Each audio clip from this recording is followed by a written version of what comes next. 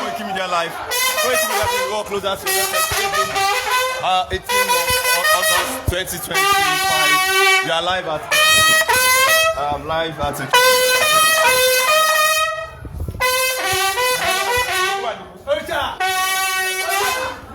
Ekiti.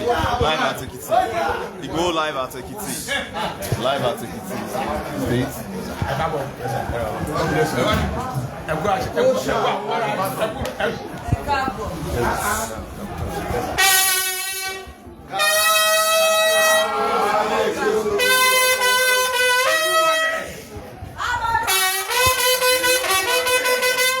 Black girl, black girl. I was in a motion, black girl. Black girl, black girl. I don't have a problem. Black girl.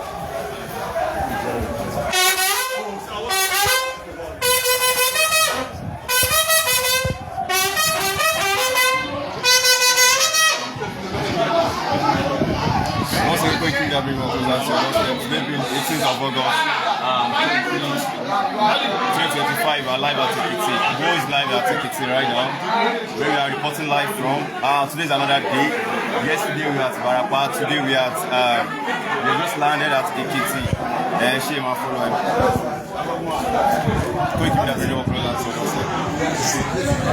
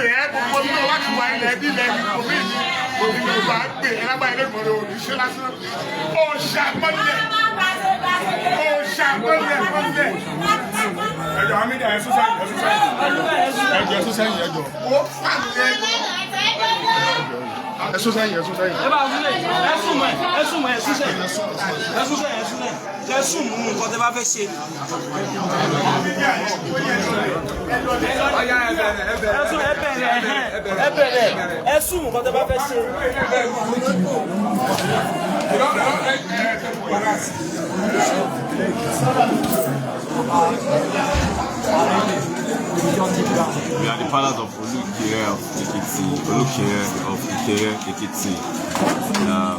His Royal Majesty Oba Ganiu Ayodele. So we get our massive report. So Koikimedia bring over to the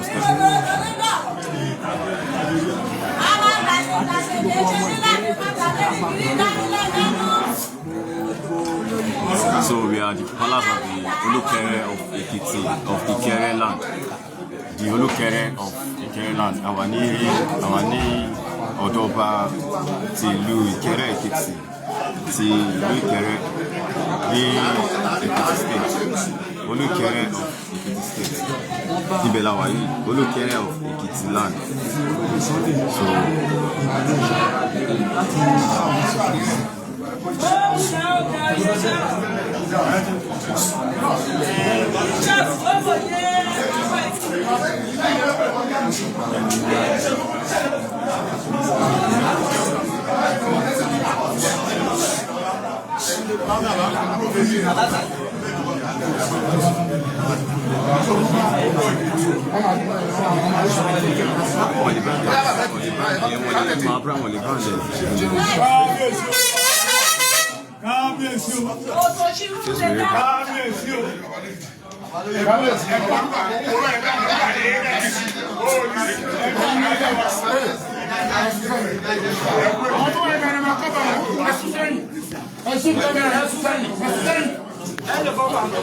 Come everybody, that's saying.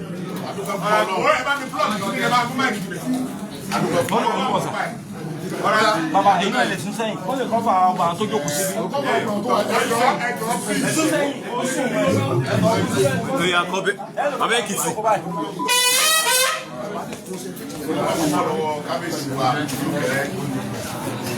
Ọlọ́run jẹ́ kí ẹ̀mí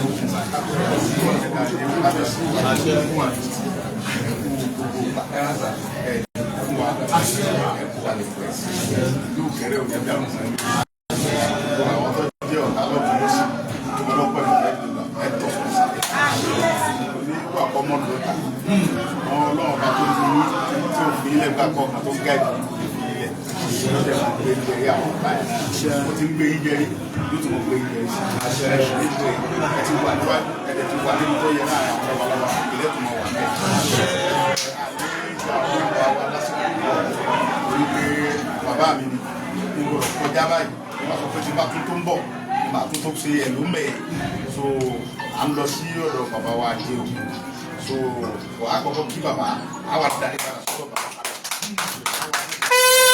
aláàfin kú bẹ́ẹ̀ a fi àdàgbà ìfòrò sí ìrẹ̀lẹ̀ bá mi orí bàbá mi tí ẹ fẹ́ kí gàgọ́ ṣe mí nílé láwọn aláàfáà ní wòlíì láwọn tìbílẹ̀ ní gbogbo wa ọmọ mi ní kẹ́kọ̀ọ́ gbọ́dọ̀ sí kẹ́kọ̀ọ́ mi sí bàbá tẹ̀ ní ọlọ́wọ́ láwọn tó tẹ̀lé lẹ̀ yóò tún mọ̀ ká sí àwọn ọ̀tá tí wọ́n ní ní sàṣeyọrí ní wọ́n ń ṣe bí alágbára wọ́n ń pèrè àwọn ọlọ́gà ilé ọ̀lànà ní ọ̀lànà yóò sì kú ẹ̀yin bàbá wa ní ìgbà ọkọ́ ìgbà àdáwọn ń bókè dìtẹ̀ òkè rẹ̀ mú òkè ọ̀tásẹ́lì kẹ̀kẹ́ òkè ló borí àti ìgbọ́rí pé àdá àtọkọ́ borí òkè ó ṣèwọ̀ ó ṣàkà ló borí òkè lẹ́yìn ẹ borí wọn ni ẹ̀yin bàbá rẹ̀ sí àgbọ̀bí tájá ti dógbò ẹkùn yìí ó ṣèwọ̀ ajá ò ní dógbò ẹkùn láyé ajá làwọn ẹkùn lẹ́yìn ajá ò ní dógbò ẹkùn tájá bá ń gbó bọ̀ tó bá gbọ́ kìkì ẹkùn lọ yàgbánu agbolé kìkì yín lásán tó bá gbọ́ ọmọ yàgbánu agbolé wọ́n yà kiri wọ́n bá yà sẹ́nu mọ́tò mọ́tò bá pa wọn. ẹ ṣe kábíyèsí o.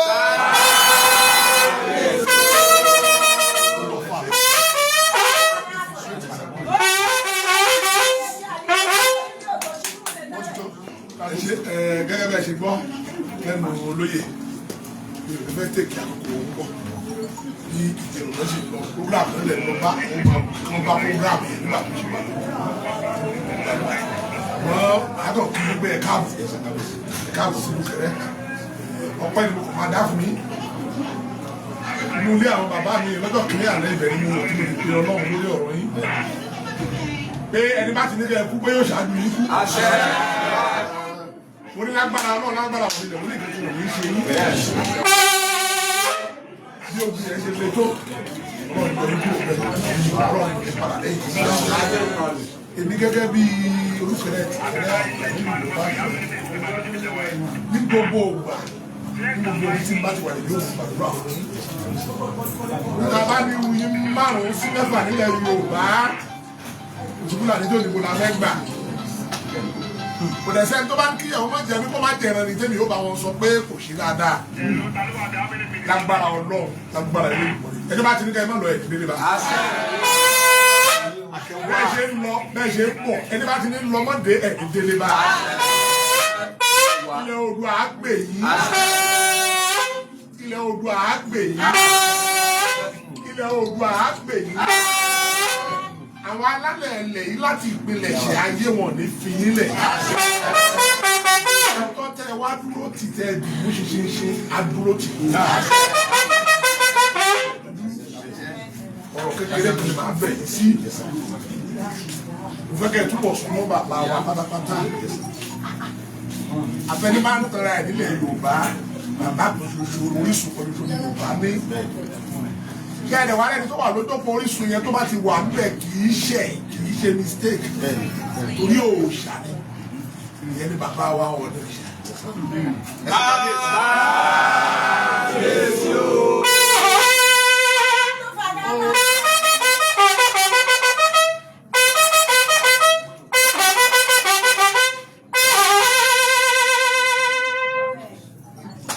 ọ̀rọ̀ ẹ̀dá bí ọ̀rọ̀ sọ̀rọ̀ ó ní tó bá ti dà sí dẹ̀ tí ó bá ti ṣẹ̀kù sẹ́ni tó lè mú torí kó o ṣà ní fọlọ́ọ̀bẹ̀ kẹ́kẹ́ tó bá mi súnmọ́ bàbá mi ni bàbá mi súnmọ́ torí ẹni bá ti ní ti ilẹ̀ Yorùbá yìí lòun ṣe tí ò bá ti fi bàbá yẹn ṣe òkú yẹ káàdó tó sọ lẹ́ẹ̀kan òòṣà ni ẹni bá ti ṣe yóò fọwọ́ wọ́rùn ni orí ẹsẹ̀ tó lè mọ́ṣà ẹ̀dọ̀ tẹ̀lé máa sọ fún ẹgbẹ́ gbogbo ibi tẹ́ ẹ bá ti ń lẹ ilẹ̀ ọ̀wọ́ ni ẹ lọ ẹ tún sàkà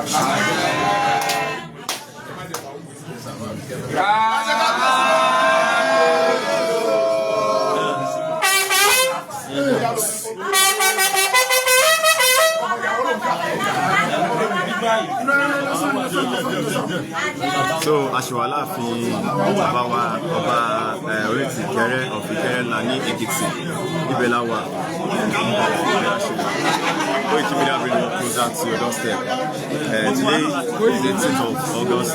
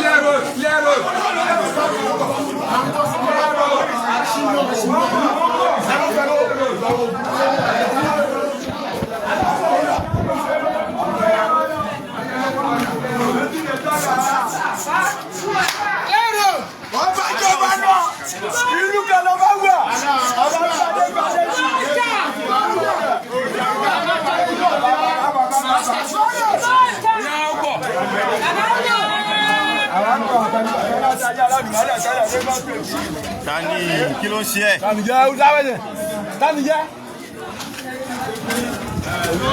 Once again, Koikimedia bring you closer to your doorstep today, being 18th of August 2025.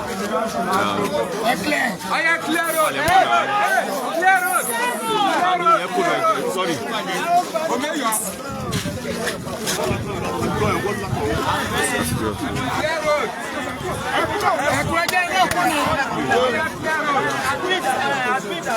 Hey!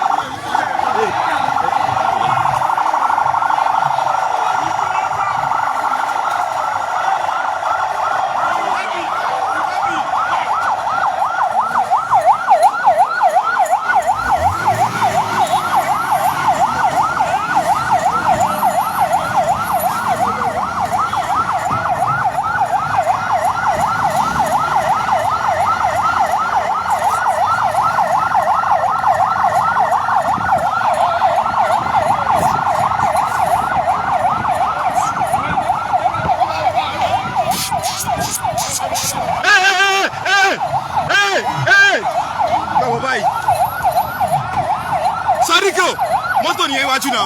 Mọ́tò nìyẹn wájú. Mọ́tò nìyẹn wájú.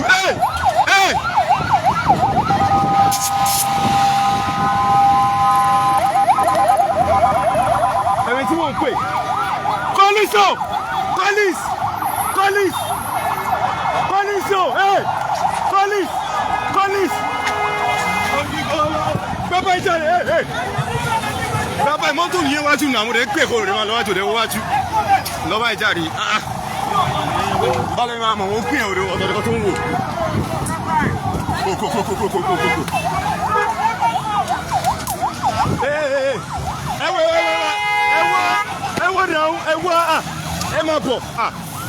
Ẹ máa bọ̀ báyìí. Ẹ̀lẹ́ mọ́tò ẹ̀rọ. Àwọn ni ọgbẹ́ni. Alájì ni alájì. Okay, ìwọ. Ẹgbọ́. Àwọn yín. Ó ti wọ mọ́tò, ẹ fi lẹ̀ yà.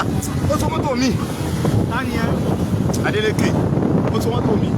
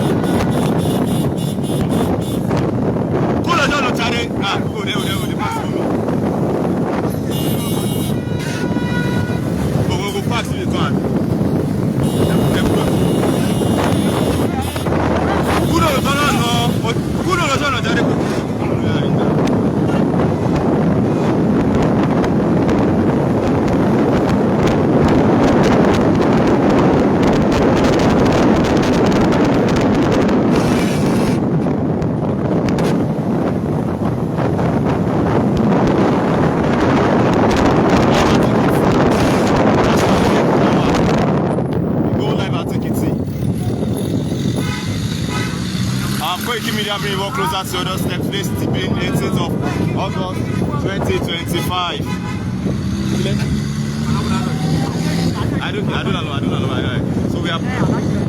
I don't know by this thing. I don't know by it. From Ikere, we are going to Ekiti.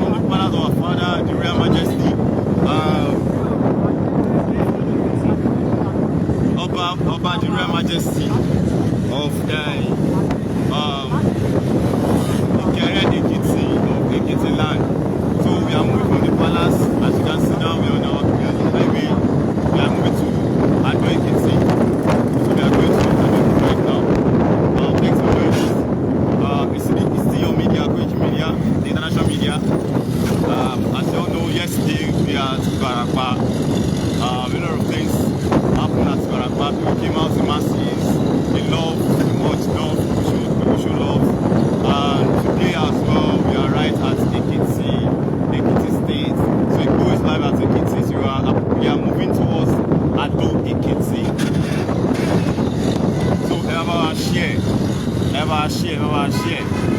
Share the button, like, love, and share. So we are moving out of Ekiti. We are going towards Ekiti. We are going to Ekiti right now. So it's live.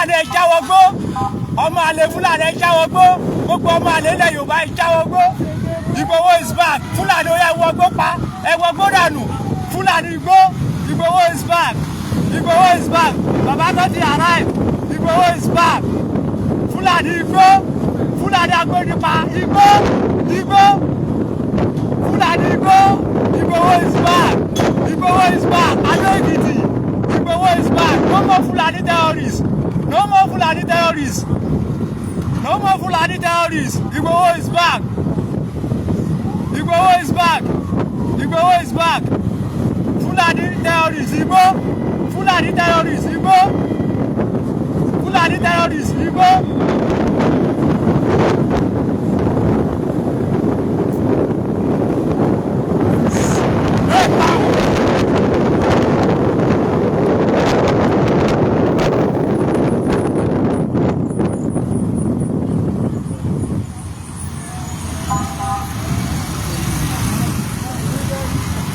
Koikimedia will bring the work closer to our doorstep. Ìlú Adó-Èkìtì ni a ti wà níbi tí a ti ń gbéra láti máa lọ sí ààfin kábíyèsí Èwí of Adó-Èkìtì níbi tí a ti rí àwọn mọ́tò àwọn èèyàn wa tí wọ́n ń bọ̀ ní ọwọ́ ẹ̀yìn bẹ́ẹ̀ tí bàbá olóyè Sunday tí wọ́n wà níwájú láti pé ká máa ṣe àbẹ̀wò sí ọ̀dọ̀ kábíyèsí Èwí of Adó-Èkìtì láti béèrè fún ọ̀rọ̀ ètò ààbò bí a ti máa dáàbò bo ìlú Adó-Èkìtì tí a máa dáàbò bo ilẹ̀ Yorùbá lápapọ̀. Ètò ààbò ni ó jẹ́ olóyè Sunday Adeyemo Ìgbòho ṣàlógún.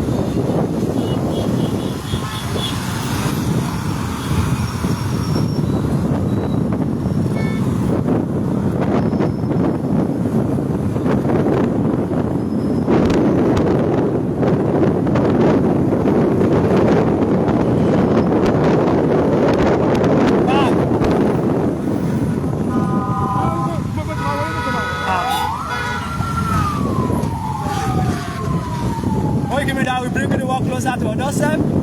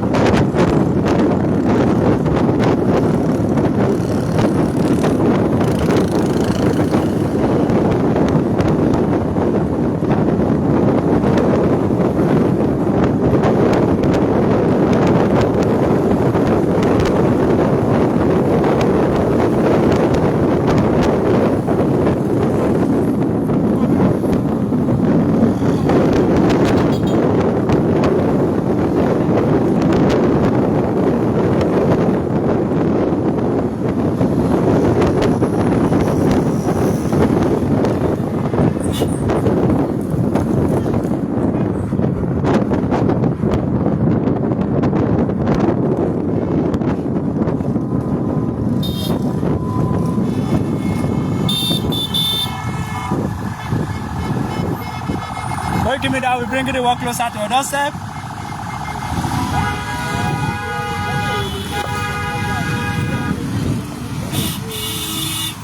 Back way.